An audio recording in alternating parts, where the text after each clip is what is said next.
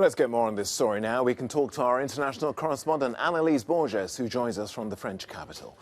Anelise, a huge blow for Emmanuel Macron's party. It's still the biggest party in Parliament, we should say. But how big of a blow will this be for it going forward? And also, how big of a victory is this for Marine Le Pen's far-right national rally?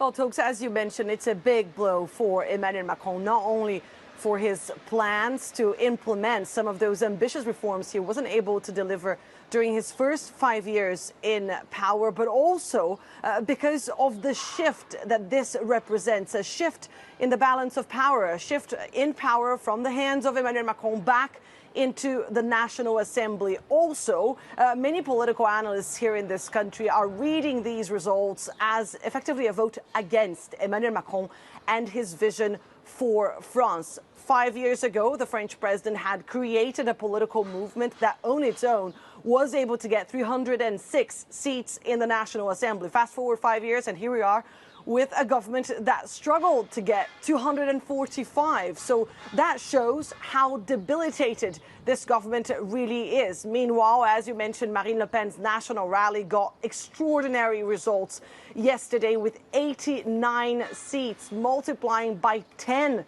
their presence in the National Assembly. That is significant because that will give them more voice and more weight in the political debate here in this country. But not only, this will also represent a very important boost in their financing. They will get some 10 million euros a year because of those seats. And of course, that will be very welcome in a party that has some 24 billion euros in debt. And at least what about Emmanuel Macron's reformist agenda? What's likely to happen next?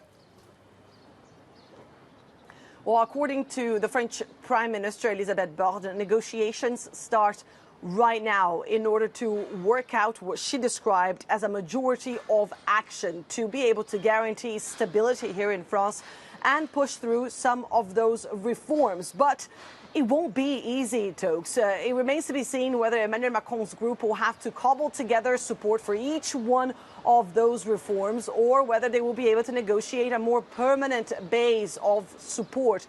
These reforms, as you mentioned, are very difficult, controversial even. He plans to reform the pension system here in this country. He plans to implement some tax cuts.